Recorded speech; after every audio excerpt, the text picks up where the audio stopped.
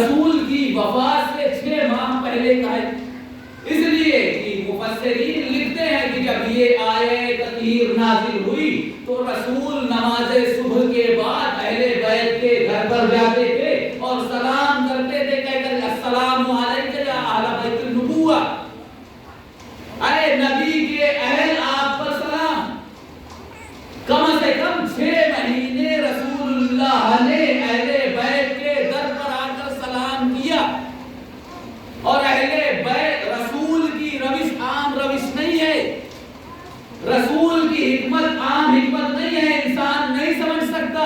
رسول آج کے زمانے کو دیکھ رہے تھے کہ ایک زمانہ ایسا بھی آئے گا کہ کچھ لوگ جمع ہوں گے، جہاں اور جمع ہونے کے بعد اتحاد کا دعویٰ کریں گے، متحد ہو جاؤ، اتحاد پیدا کر لو، وہ بھی اپنے ہی بھائی ہیں، ہم بھی ان کے بھائی ہیں، وہ بھی کلمہ گو ہیں، ہم بھی کلمہ گو ہیں۔ اتحاد کیسے ہو؟ رسول کی حکمت سمجھیں کہ ہم آج اتحاد کا دعویٰ کریں گے، کیوں؟ علی بھی رضی اللہ، وہ بھی رضی اللہ، یہ زمانہ علی کو بھی رضی اللہ کہے گا، دشمنان علی کو بھی رضی اللہ کہے گا، لہذا ہم اسے علی کو رضی اللہ کہنے نہیں دیں گے۔ کیوں؟ اس لیے کہ رضی اللہ کا تصور وہاں ہے جہاں پر خطا کا امکان ہو۔ کیا کہنا ہے، سبحان اللہ، ہو جائے، اللہ راضی ہو جائے، خطا کی ہو تب یہ دعا کریں گے کہ اللہ خطا کی انہوں نے، اللہ ناراض ہو گیا اور راضی ہو جائے، یا خطا نہیں کی اللہ ناراض تھا، دعا کرنا ہے راضی ہو جائے، رضی اللہ کہے، یعنی جہاں پر خطا کا امکان ہو وہاں پر رضی اللہ۔ اور رسول نے پہلے ہی متوجہ کر دیا کہ دیکھو یہ رضی اللہ نہیں ہے، رضی اللہ کہنے کی غرض اور کہنے کی جسارت نہ کرنا، یہ علیہ السلام ہے، اور عام علیہ السلام نہیں، السلام علیکم یا اہل بیت النبوہ، کیا کہنا ہے، سبحان اللہ، یہ رسول والے علیہ السلام ہیں۔ ایک سلوات پڑھے محمد والے اللہم صلی علی محمد وعلی محمد۔ یہاں پر اتحاد ہم کرنے کے لیے تیار ہیں، ہم خارج نہیں ہیں، ہم بھی چاہتے ہیں اتحاد، لیکن آؤ قرآن ایک ہے اس پر اتحاد کرو، اللہ ایک ہے اس پر اتحاد کرو، کعبہ اور قبلہ ایک ہے، نماز ایک ہے، روزہ ایک ہے، حج کرنے ایک ہی جگہ پر جاتے ہو، اتحاد کرنے کے کتنے سارے مراحل ہیں، راستے کھلے ہوئے ہیں، آؤ اتحاد کرو، لیکن نہیں، ایسے مرحلوں کو سامنے لانا، ان کو باعث بحث بنانا، اس میں آپ اہل بیت علیہ السلام کا رتبہ کم کرنا چاہتے ہیں، نعوذ باللہ۔ یہاں پر کیا جبرائیل کو پتہ نہیں تھا؟ کیوں پوچھ رہا ہے بھائی کہ کون ہے چادر کے نیچے؟ جبرائیل تو امین ہے نا، ہر چیز جانتا ہے، اور صرف پوچھ ہی نہیں رہا ہے بلکہ قرآن لا بھی چکا ہے، قرآن کا بھی عالم ہے جبرائیل۔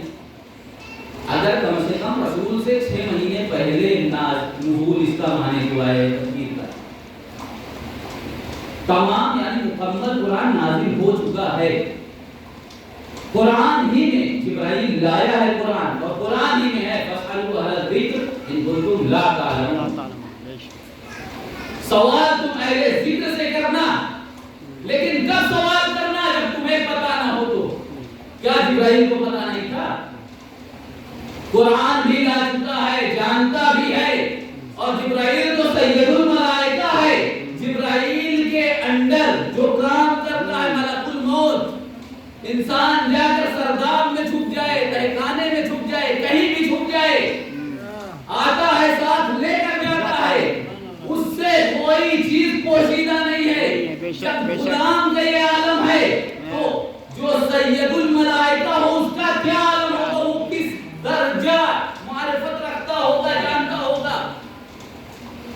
ٹھیک ہے، جبرائیل کو پتہ نہیں تھا، سوال کر لیا، ٹھیک ہے مانتے ہیں جبرائیل مخلوق ہے، اللہ تو ہر چیز جانتا ہے نا، جانتا ہے یا نہیں جانتا؟ اللہ عالم ہے، ہر چیز جانتا ہے، تو یہ عقیدہ رکھے کہ نعوذ باللہ اللہ کو پتہ نہیں ہے تو اس سے بڑا جاہل کوئی ہو نہیں سکتا ہے۔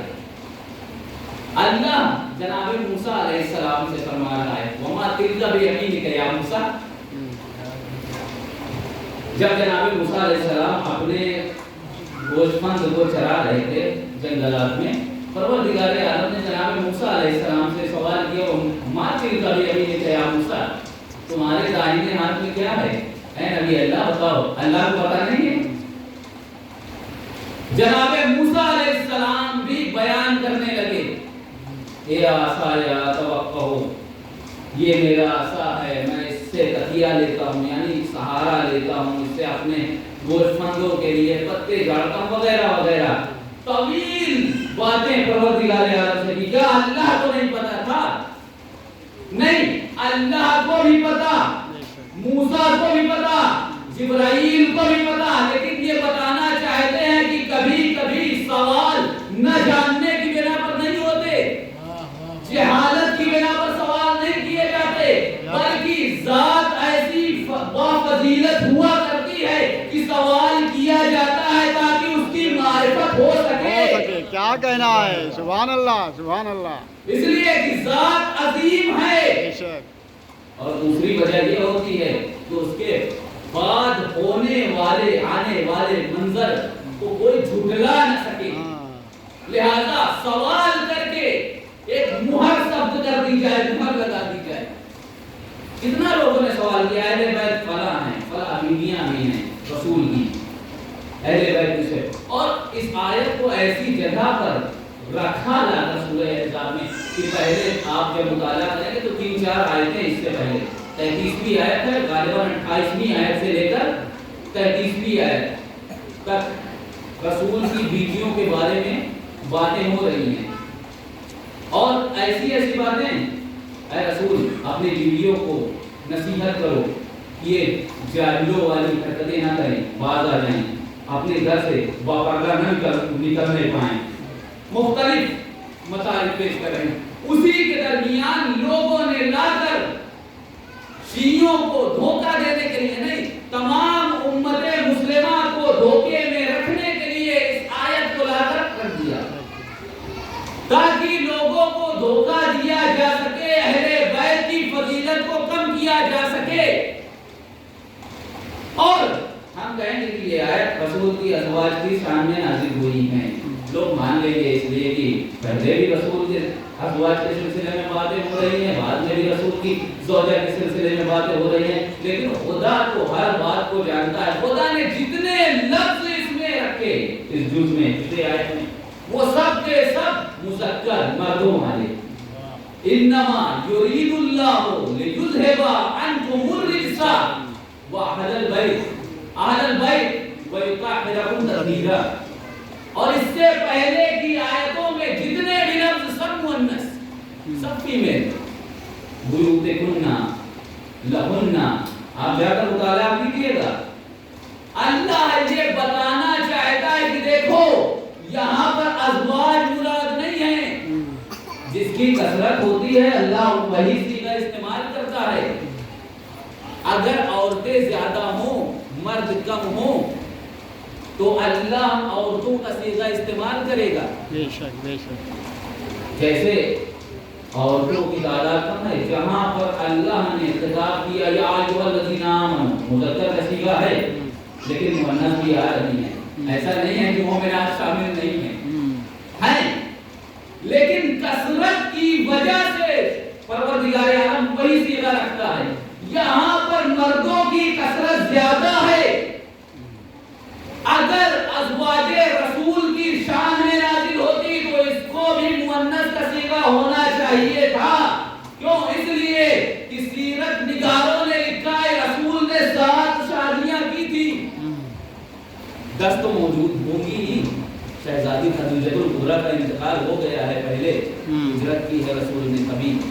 10 تو موجود ہوں گی. پروردگار عالم کم از کم مؤنث کا صیغہ، لیکن نہیں، وہ بھی